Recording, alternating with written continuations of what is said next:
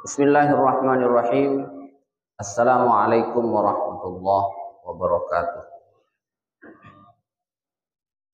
Bismillahi walhamdulillah. Wassalatu wassalamu ala rasulillah.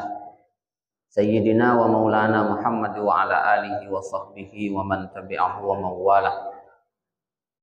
Subhanaka la ilma lana illa ma 'allamtana innaka antal alimul hakim. Rabbi shrah li sadri wa yassir li amri wahlul 'uqdatam min lisani yafqahu qawli. Allahumma rzuqni fahman nabiyyin wa hifdzal mursalin wa ilhamal malaikatil muqarrabin. Faqala Allah Ta'ala fa khalafa min ba'dihim khalfun adha'us shalah wattaba'us syahawat fasawfa yalqawna ghayya. Shadaqallahul azim. Jamaah maghrib yang dimuliakan Allah, pertama kita bersyukur kepada Allah karena setiap ruang, setiap detik, setiap bumi yang kita pijak, setiap nafas yang kita hirup ataupun yang kita buang, semuanya adalah nikmat Allah.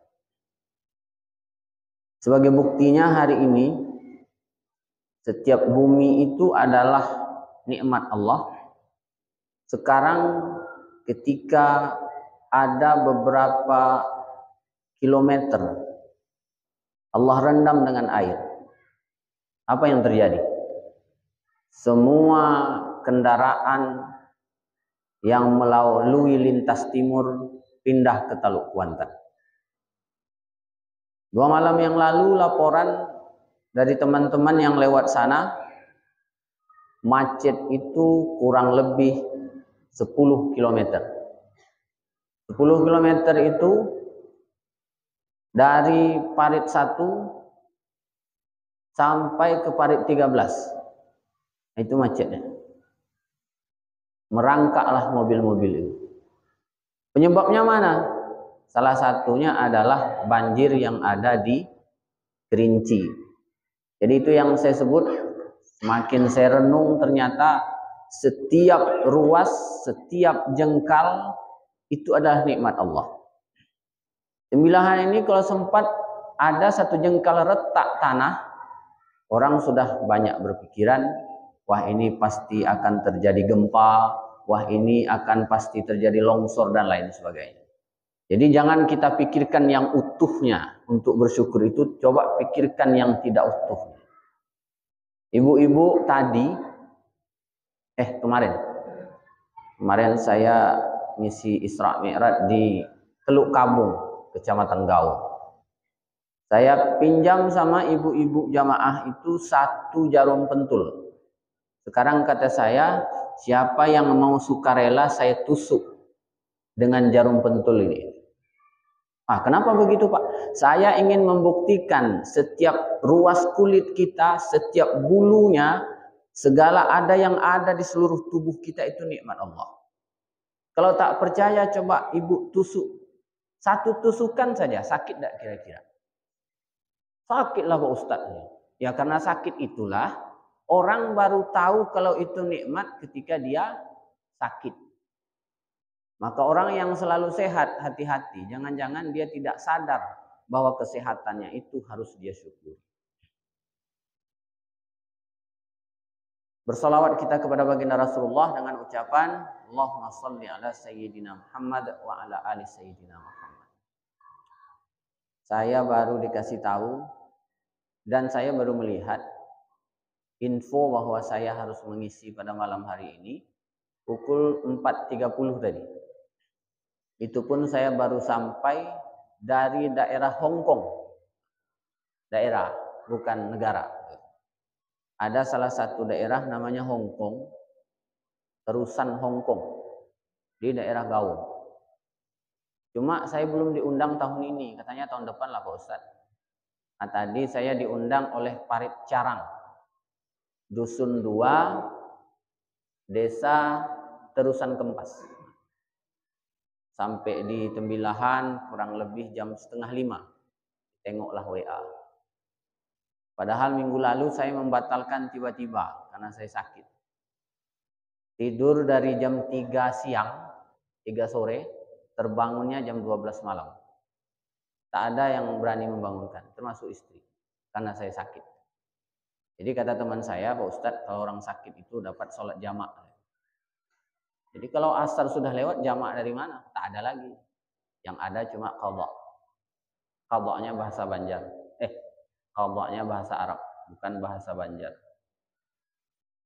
Bapak dan Ibu yang dirahmati Allah, maka ada renungan saya ketika memikirkan ayat yang terdapat di dalam surat Maryam itu. Fa khalafa min ba'dihim khalfun adha'us shalah wattaba'us syahawat fasawfa yalqauna ghayya. Nanti akan ada generasi setelah mereka, setelah para ulama, setelah wafatnya para nabi, satu generasi khalfun adha'us shalah. Suatu generasi yang melalaikan sholat. Melalaikan sholat. Wattaba'us syahawat. Satu paket dengan melalaikan sholat dan mengikutkan kehendak hawa nafsu. Beberapa minggu yang lalu ada Ustadz Kondang datang ke Sembilahan. Tadi sore dengan orang yang sama membawa, carilah sendiri. Nanti kalau saya sebut mengkritik pula. Ini ngeri sedap apalagi di sini nih. Direkam, potong-potong. Nah, ini kajian malam hari ini Bapak dan Ibu, saya berharap jangan sampai salah paham. Karena kalau salah paham nanti akan menjadi masalah di tengah-tengah jamaah masyarakat kita.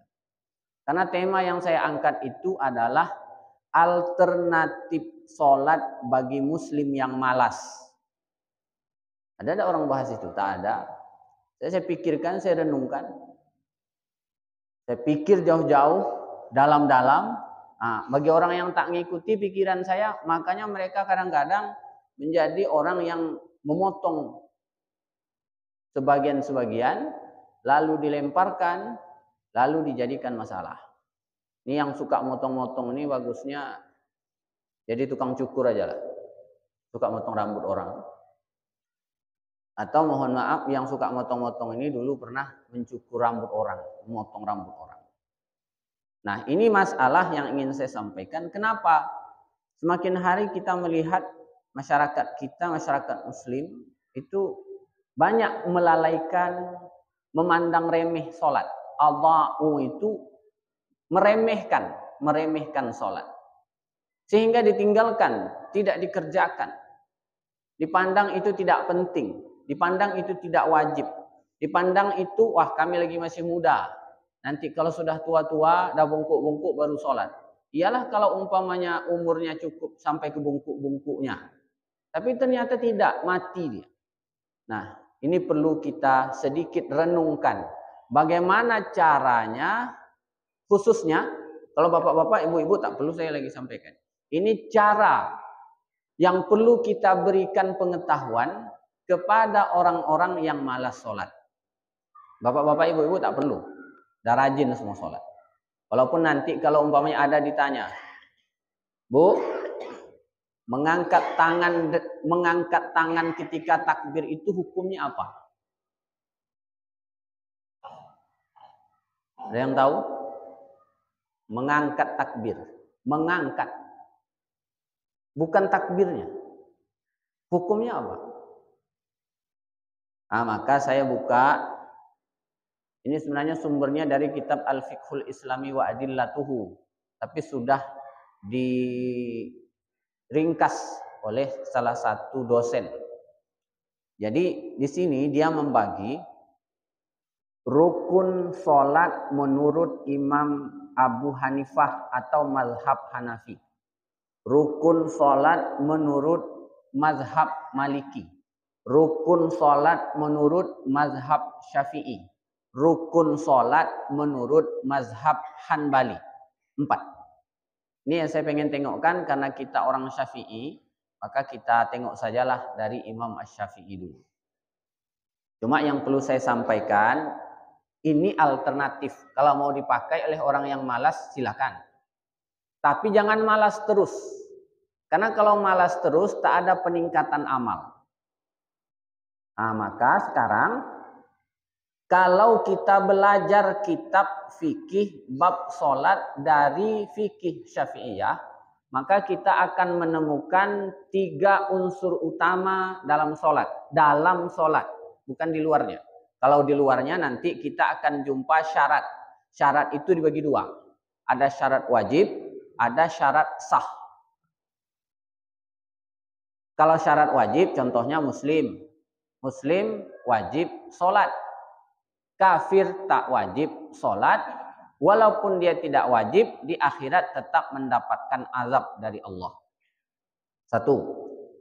Syarat wajib sholat yang kedua, harus baligh. Baligh itu bermimpi bagi laki-laki, berhaid bagi perempuan. Kalau dia sudah mimpi, kalau dia sudah haid, maka wajib sholat bagi dia, tidak boleh dia tinggalkan. Maka si mumayyiz dan anak kecil tidak wajib sholat. Syarat wajib sholat yang ketiga adalah akil. Akil itu artinya orang yang berakal sehat. Ada tak orang yang tak berakal sehat? Entahlah. Orang berakal sehat itu adalah orang yang dalam kehidupannya sadar. Sadar, matanya terbuka, telinganya mendengar, dia tahu dengan baik dan buruk. Nah, itu orang yang berakal sehat. Orang seperti itu wajib sholat. Adakah orang tiba-tiba sakit, hilang akalnya? Ada. Namanya orang penyakit epilepsi. Orang epilepsi itu umpamanya datangnya jam 11, tiba penyakit epilepsi itu, bisa-bisa sadarnya jam 3. Gilo babi. Bukan gilo babi, pitam babi. Pitam babi, sakit ayan, sakit sawan. Nah, itu adik berat sama aja tuh. Maknanya adalah orang yang sakit gila babi, kalau datang penyakitnya di jam 11.30, sadarnya itu di jam 3. Maka di saat dia sadar, dia wajib sholat. Namun ketika dia belum sadar, dia dihukum seperti orang gila. Maka tidak perlu sholat. Jadi sebenarnya enak kalau mau tak sholat ini, jadi aja orang gila. Tak usah sholat. Maka kalau banyak orang yang tak sembahyang, itu bagian daripada orang gila. Masuk situ. Lantak dia lah situ. Tidak dipotong-potong. Nah, itu syarat. Ada syarat wajib, ada syarat sah. Kalau syarat sah umpamanya, sholat itu akan sah apabila seseorang suci dari hadas kecil dan hadas besar. Tak perlu saya jelaskan pakai apa. Pakai mandi, pakai wudhu, panjang ceritanya. Tapi ini saya mau menggambarkan. Ada 3 unsur utama di dalam sholat dalam kajian fikih Syafi'iyah. Pertama, unsur rukun. Kita sepakati dalam fikih Syafi'iyah rukunnya adalah 13. Tidak lebih, tidak kurang, 13. Yang kedua, ada unsur sunnah. Sunnah dalam sholat. Sunnah itu dibagi menjadi 2. Ada ab'ab, ada hayat. Kalau menurut fikih Syafi'i. Kalau nanti jumpa dengan fikihnya Hanbali, sunnat itu ada sunnat qauliyah, ada sunnat fi'liyah, kata Hanbali. Kalau kata kita Syafi'i, ada sunnat ab'ad, ada sunnat hayat. Sekarang pertanyaan saya, kalau kita mengerjakan rukun, tidak mengerjakan yang sunat-sunat, sah nggak sembahyang kita? Sah kan? Nah, sekarang ini yang saya maksud. Kalau kita bicara tentang rukun sholat, pertama pasti niat. Dan bab niat itu kalau dibuka di dalam kitab Al-Mahalli Al-Qalyubi, itu 6 bulan belajarnya saya. Bahas tentang niat. Begitulah kitab itu memberikan penjelasan secara rinci. Kemudian di dalam kitab I'anatul Talibin.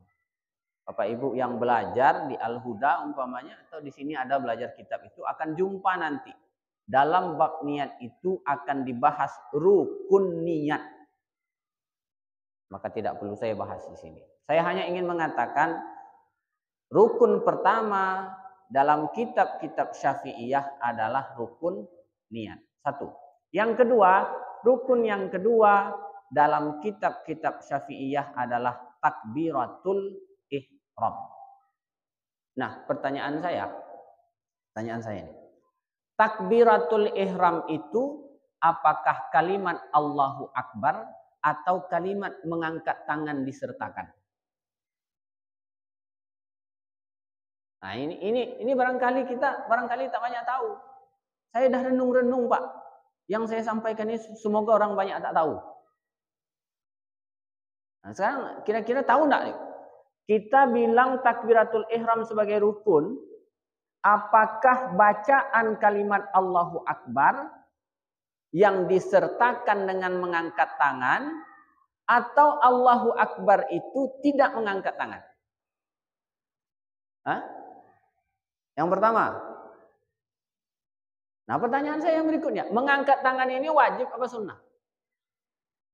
Sunnah kan? Artinya kalau kita tak mengangkat tangan, rukun takbiratul ihram sudah terpenuhi. Jadi boleh sembahyang Allahu Akbar, tangannya tak bergerak, tangannya lurus, boleh. Nah, ini yang saya bilang tadi, mana yang pemalas sembahyang, praktikkan yang ini.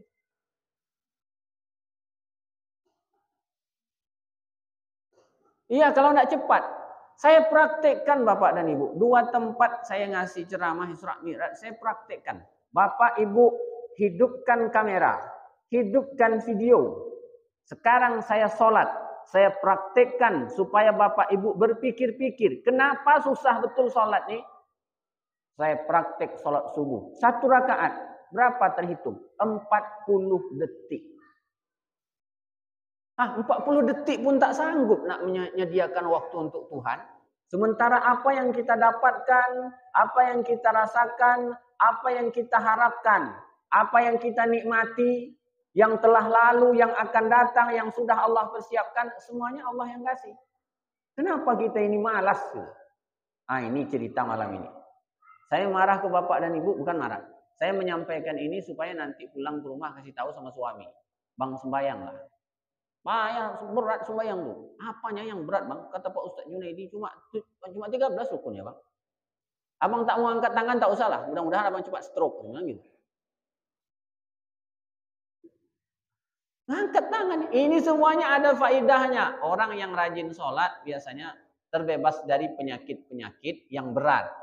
Orang yang rajin sholat. Orang yang rajin baca Quran biasanya akan terbebas dari berbagai macam penyakit yang ada di dalam tubuhnya. Jadi rajin aja ibadah udah sehat. Tak perlulah jalan-jalan. Kadang-kadang saya tengok orang tua-tua pakai topi, pakai baju jaket, berjalan panjang ke masjid tak masuk. Iya kan? Kalau udah sore-sore itu berjalan, mulai dari Jalan Trimas keluar, belok ke kiri Baharudin Yusuf, nanti belok ke kanan masuk ke Kembang. Belok ke kiri lagi masuk ke jalan apa tuh? Jalan kantor bupati. Nanti jalan Suwarna Bumi itu sepanjang-panjangnya berjalan. Kita tengok di masjid tak pernah jumpa. Ini orang apa sebenarnya? Mau sehat apanya? Nah, jadi itu iman ya, iman. Yang bicara sholat ini bicara tentang kebenaran iman, bukan kebenaran rasio. Kebenaran akal, bukan pula kebenaran indrawi. Maka saya ingin katakan, dalam kajian-kajian keilmuan, kebenaran itu ada 3. Ada kebenaran indrawi, kebenaran panca indera. Yang kita cium dengan yang orang cium sama kalau dia tidak sakit. Tapi ada saat tak bisa mencium, di saat demam. Kalau demam itu tak bisa mencium, sekuat-kuat apapun tak ada cium, tak ada aroma. Kemudian tahun 2020 jadikan COVID. Jangan-jangan penyakit demam itulah COVID. Cuma nak mengeluarkan duit, pakai istilah COVID. Agak-agaknya. Jadi hidung. Penciuman hidung kita ini sama. Kalau kita sehat dalam keadaan normal. Maka kebenaran hidung namanya. Kebenaran indrawi. Ada kebenaran pendengaran. Setiap kita yang mendengar dengan telinga yang baik, itu namanya kebenaran juga. Ceramah saya malam ini tidak diproses oleh akal, gitu. Didengar oleh telinga, apa yang saya ucapkan, apa yang saya sampaikan, dan itu benar pemahaman telinga itu. Itu adalah kebenaran indrawi. Ada kebenaran penglihatan, ada. Ketika saya melihat ibu, bapak, ada yang lagi khusyuk nampaknya, tapi ujung-ujung tertidur, umpamanya. Nah, itu kebenaran mata saya melihatnya. Mungkin orang lain, bapak yang lain melihat adalah sama. Itu kebenaran penglihatan. Tapi kebenaran indrawi ini dalam kajian keilmuan itu mengatakan tidak jauh berbeda dengan kebenaran indrawi yang ada pada binatang. Maka kebenaran tingkat indrawi, tingkat mata, tingkat telinga, tingkat hidung, tingkat sentuhan, dan tingkat rasa yang ada di lidah, itu sama dengan kebenaran yang ada pada binatang. Level kebenarannya sama, dekat-dekat gitu. Kucing, kalau sudah sering kita pukul, dia tahu, nengok muka kita dia langsung lari. Nah, itu tandanya kucing dengan kita sama. Ada anak kita pukul setiap hari. Kita gertak dia setiap hari. Kita racuni dengan perkataan-perkataan yang tidak baik setiap hari. Kalau diracuni dengan perkataan nanti nempel di otaknya. Kalau dipukul setiap hari nampak kita, dia akan lari. Itu tandanya dia merasakan sesuatu yang tidak nyaman ketika berhadapan dengan kita, dan itu pula yang dirasakan oleh binatang umpamanya. Maka ada nanti kebenaran rasional, kebenaran akal, digali, dicari, ditemukan. Ulama-ulama dulu itu mengkaji sedetil-detilnya, dikaji. Sampai-sampai dilakukan penelitian untuk dihubungkan dengan hukum, dihubungkan dengan ilmu fikih tentang menggunakan air. Imam Syafi'i mengatakan, atau fikih mazhab Syafi'i mengatakan, menggunakan air berwudu itu baru dianggap sah kalau melebihi dari 2 kulah. 2 kulah itu istilah Baghdad, istilah Irak. Atau kasus yang lain, orang fikih itu saking detilnya mencari tentang batal wudu. Imam Hanafi mengatakan bersentuhan dengan perempuan tak batal wudu. Imam Maliki mengatakan bersentuhan dengan perempuan kalau dalam keadaan normal tidak ada syahwat tak batal wudu. Imam Syafi'i tidak. Kalau bersentuhan dengan perempuan mulai dari istri sampai kepada yang bukan mahram, maka batal wudu. Begitulah ihtiyatnya Imam Syafi'i dalam memberikan keputusan. Itu adalah keputusan akliyah. Dalil-dalil akli yang bersumberkan daripada dalil-dalil nakli Al-Quran ataupun hadis. Itu pekerjaan ulama-ulama yang dahulu.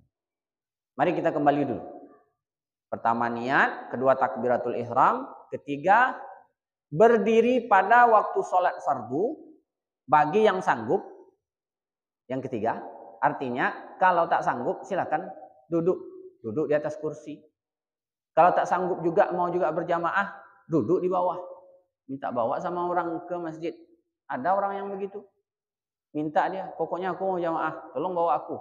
Ada. Tapi kita sedikit aja pilek sakit, udahlah, tak sembahyang lah, main rumah aja lah. Ada. Jadi macam-macam nih ada. Cuma yang penting sembahyang. Yang saya pikirkan sekarang bagaimana orang malas itu bisa sembahyang. Itu yang saya pikirkan. Nah, itu yang ketiga. Yang keempat, membaca Al-Fatihah. Itu wajib. Rukun dia. Yang kelima, ruku. Yang keenam, sujud 2 kali setiap rakaat. Yang ketujuh, duduk di antara 2 sujud. Yang kedelapan, membaca tasyahud akhir. Tak disebutkan tasyahud awal. Jadi kalau mau sembahyang lurus saja, tak pakai tasyahud awal, sembahyang maghrib. Rakaat pertama lurus. Rakaat kedua lurus juga. Rakaat ketiga baru tutup. Karena tasyahud awal itu hukumnya apa? Sunnat ab'ad. Kalau sunat ab'ad itu dalam kajian kita yang rapi ini, yang sudah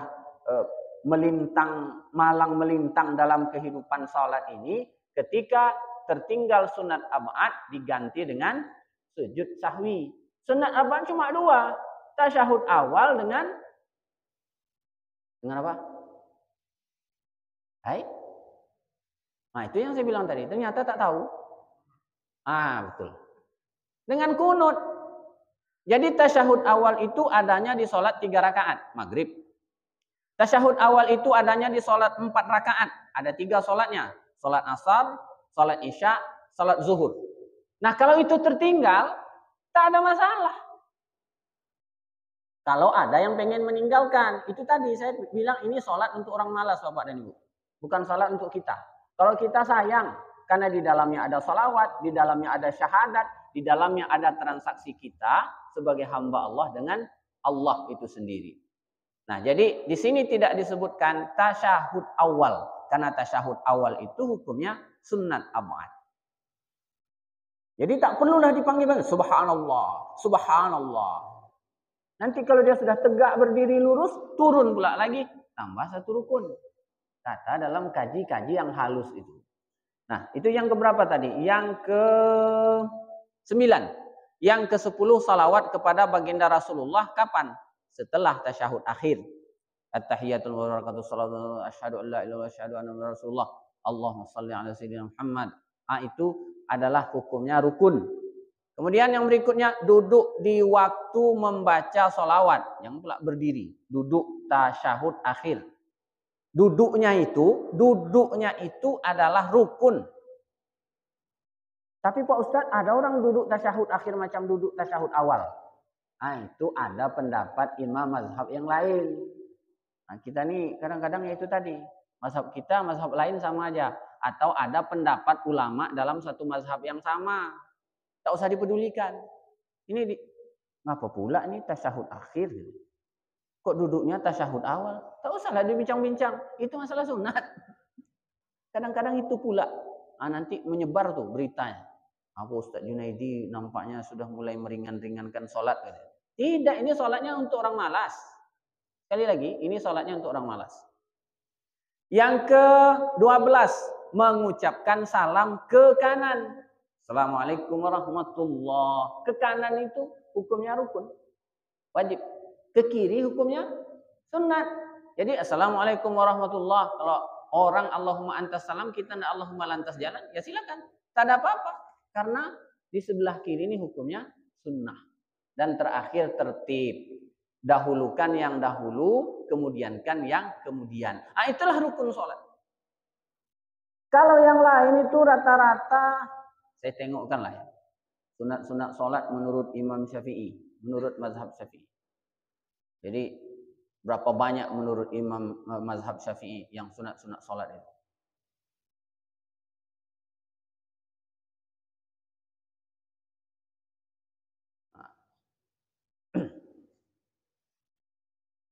Menurut golongan Syafi'iyah, sunat sholat itu dikelompokkan menjadi 2. Pertama ab'ad, yang kedua hayat. Sunat ab'ad adalah sunat yang apabila tidak dikerjakan harus ditutup dengan sujud sahwi. Sementara sunat hayat bila tertinggal tidak ditempel dengan sujud sahwi. Tak perlu. Apa contohnya? Membaca tasyahud awal adalah sunat ab'ad. Maka tidak perlu kita mencurigai gitu. Cuma bagi yang sadar kalau dia imam, tentu makmum harus ikut imam, jangan pula tak mengikut. Kalau dia imam sadar tertinggal nanti ganti dengan sujud sahwi, tidak perlu dijemput karena dia bukan rukun. Satu. Yang kedua kunut pada waktu subuh atau pada akhir witir separuh yang terakhir bulan Ramadan. Bagi mazhab Syafi'i atau pendapat Syafi'iyah, kunut itu sunat ab'ad pada subuh, pada setiap subuh dan setiap witir mulai dari 16 sampai terakhir. Kalau itu tertinggal harus diganti dengan sujud sahwi. Itu sunat ab'ad. Cuma 2. Tertinggal ganti. Sekarang apa saja sunat hayat? Sunat hayat itu mengangkat kedua tangan ke telinga ketika takbir.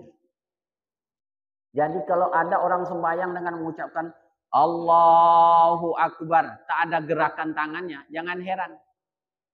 Itu sunat abad. Nah, makanya sunat hayat. Ini kalau bercakap ini memang payah. Harus ada tukang tegur sini seorang. Nah, pelan-pelan nanti ada pula yang tertinggal. Kalau saya ini kalau pelan-pelan tertinggal ya. Kalau cepat-cepat tersasul dia. Tahu tersasul? Tersasul. Terbalik-balik. Apalagi gigi pakai ikat macam gini. Nah, 3-4 tahun saya ikat gigi macam gini. Tak lurus-lurus juga gigi. Payah kalau dah tua nih. Tinggal agak-agak 0, sekian mili lagi mau dirapatkan. Jarang pula ngecek-ngecek. Nah, Bapak dan Ibu yang dirahmati Allah, jadi sunat hayat itu mengangkat kedua tangan kita itu sunat hukumnya. Kalau tangan kita lagi lemah, lemas, tak perlu. Bahasa saya tidak perlu supaya tidak meninggalkan sholat. Jangan pula nanti diperpanjang pula. Saya ngeri-ngeri bulan Ramadan lah tidak dekat pula nih. Nanti viral pula sebulan, setahun viral. Nah, jadi tangan kita terasa lemah, mengangkat tangan tak bisa, menaruhkan di sini tak bisa, lurus saja. Karena itu hukumnya sunat hayat. Satu. Yang kedua, ruku dan bangkit dari ruku. Ruku dan bangkit dari ruku itu termasuk daripada sunat hayat. Ruku dan bangkit dari ruku. Jadi kalau kita nak sembahyang tegak, bisa. Ini tahiyan tak tidak nih. Kalau saya tengok salah yang ini. Ruku dan bangkit dari ruku. Yang ketiga, memiringkan ujung jari ke arah kiblat serta merenggangkannya sedikit, memiringkan ujung jari. Ujung jari kita ini dimiringkan ke arah kiblat. Itu juga termasuk sunat hayat, kalau ditinggalkan tidak ada masalah. Kemudian melipat tangan antara dada dan pusat, melipat. Allah dilipat di sini. Itu sunat hayat. Nah, kemudian selanjutnya serta meletakkan tangan kanan di atas tangan kiri. Jadi Allah mengangkat ini, Allahu Akbar, menurunkan tangan ini, meletakkan tangan kiri di bawah pusat atau di antara dada dan pusat. Kalau Syafi'i kan di sini kan, kajian Syafi'i, fikih Syafi'ah di sini, ditaruh pula tangan kanan di atas tangan kiri. Ini namanya sunat hayat. Boleh kita kerjakan, boleh juga tidak. Jadi apa yang ingin saya sampaikan? Allahu Akbar, tangan kita lurus, itu sudah sholat kita. Cuma pahala sunatnya tak ada. Itu kemudian tak ngikut pula cara Nabi, di situ kenanya. Cuma ini kan ceritanya orang malas nih. Orang malas. Saya menceritakan tentang malam ini 27 Rajab. 27 Rajab. Bahwa yang saya ceritakan ini kepada anak-anak kita yang malas. Nah, sembahyang itu tak lama, 40 detik satu rakaat. Nak sembahyang itu tak lama, 1 menit 60 detik satu rakaat. Itu kalau umpamanya membaca Al-Fatihah, itu lebih cepat lagi. Lebih cepat lagi. Jadi apa alasan kita meninggalkan sholat? Padahal Al-Quran sudah menjelaskan. Apa kata Al-Quran? Fawailul lil musallin. Celakalah bagi orang yang sholat. Yang sholatnya dalam keadaan lalai. Nah sekarang kita sederhanakan. Kita ambil saja yang rukun-rukun. Apalagi yang sunat hayat. Membaca doa iftitah pada sholat fardu. Dan sholat sunnah. Makanya sembahyang tarawih yang 23 itu. Allahu Akbar. Bismillahirrahmanirrahim. Alhamdulillahirabbil alamin arrahman. Itu tak baca lagi doa iftitah. Tak mungkin rasa saya baca. Saya pun jadi imam tak baca. Tak ada baca doa iftitah di situ. Inni wajjahtu wajhiya lillazi. Tak ada lagi. Karena itu termasuk dalam sunat hayat. Susah ngapalnya. Tak usah pikirkan ngapal sekarang. Sholat dulu. Nah, gitu bahasanya. Sholat dulu, tinggalkan iftitah. Sholat dulu, kalau tangan kau setruk, luruskan aja. Yang penting, lidah kau tuh bisa ngucap Allahu Akbar. Cukup lah. Nah, jadi di mana letak susahnya orang sembahyang? Setan dah terlalu banyak atau dia yang jadi setan? Agak panas sedikit malam ini. Karena suhu di belakang terlindungi oleh ini. Hah? Oh, tak usah, tak usah. Kipas angin pula. Tak usah, tak usah. Tak payah. Biarlah panas-panas sedikit. Nah, kita lanjutkan. Apalagi hal-hal yang berkaitan dengan sunat hayat. Menjaharkan pada tempat yang disirkan. Menjaharkan pada tempat yang disirkan. Ada bacaannya yang seharusnya sir, kita baca jahar. Kita baca keras. Nah, itu juga sunat hayat. Jadi ikuti saja. Atau sholat jahar kita baca sir. Sholat subuh. Rupanya subuhnya kesiangan. Gitu. Makanya nak kuat-kuat takut malu sama keluarga. Sholat subuh boleh kita baca. Tak apa-apa. Karena itu termasuk sunat hayat. Cuma dianjurkan untuk keras. Bacaannya itu harus keras. Kemudian, apalagi yang terkait dengan sunat hayat? Membaca isti'azah. Allahu Akbar. Sampai di sini, tidak baca doa iftitah langsung. Bismillahirrahmanirrahim. Tidak pakai alhamdulillah. Memang gila. Yang tak nak sembahyang memang gila. Tapi yang tak sembahyang memang orang gila kan? Atau anak kecil. Atau bukan muslim. Ini bahasanya agak tajam-tajam nih. Tak apa-apalah. Menjelang masuk Sa'ban kan? Lagipun malam ini 27 Rajab. Jadi kajian kita tentang sembahyang. Janganlah tidak habislah waktu. Membaca isti'azah ditinggalkan ketika kita membaca Al-Fatihah. Karena isti'azah, a'udzubillahi minasyaitonirrajim, itu termasuk kategori sunnat hayat. Apalagi membaca amin. Ini hati-hati. Amin. Amin. Membaca amin. Yang mengiringi Al-Fatihah itu termasuk sunnat hayat. Siratal ladzina an'amta 'alaihim ghairil maghdubi 'alaihim waladdallin. Tak pakai amin. Takut nanti salah. Takut nanti kampanye, umpamanya.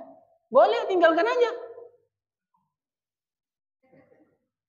Mana yang tak mau pakai amin kan? Tak mau nusuk amin ya. Ya, ada Pak Polisi. Mana Pak Polisi ini? Tak ada. Oh, ada tuh yang pakai songkok aja tuh. Kita tinggalkan baca amin, itu tak ada masalah. Jadi langsung ruku. Kemudian apa lagi?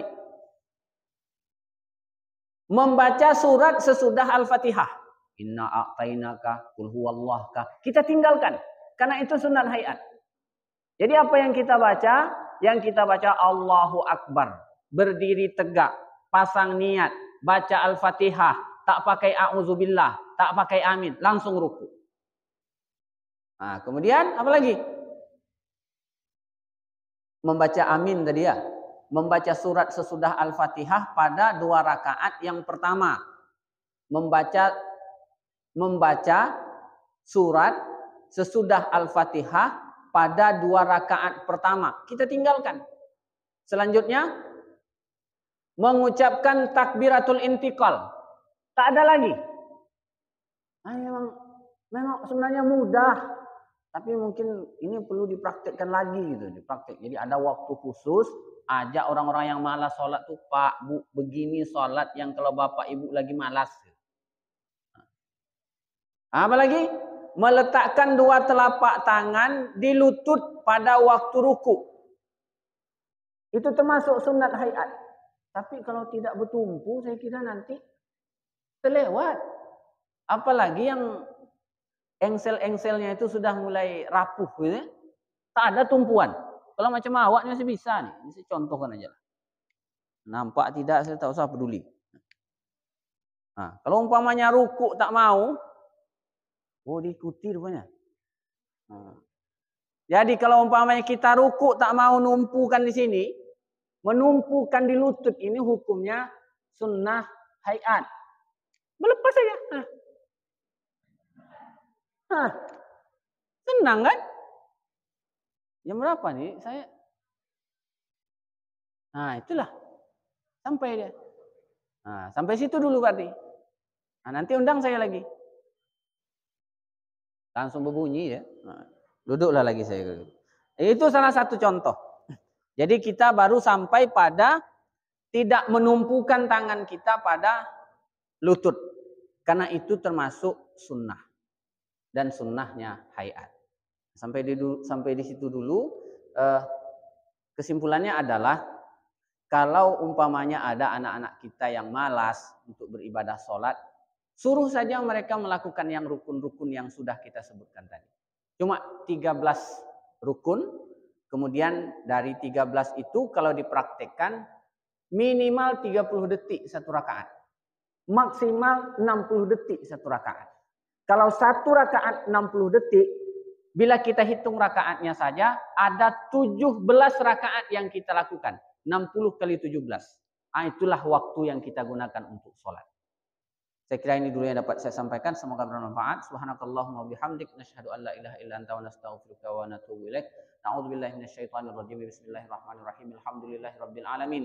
Wassalatu wassalamu ala asyrafil anbiya'i wal mursalin wa ala alihi wa sahbihi ajma'in. Allahumma allimna ma yanfa'una wanfa'na bima 'allamtana innaka antal alimul hakim. Allahumma rabbana zidna ilman nafi'a warzuqna rizqan halalan thayyiba birahmatika ya arhamar rahimin. Sallallahu ala sayyidina Muhammad wa ala alihi wa sahbihi wasallam walhamdulillahi rabbil alamin. Taqabbalallahu minkum.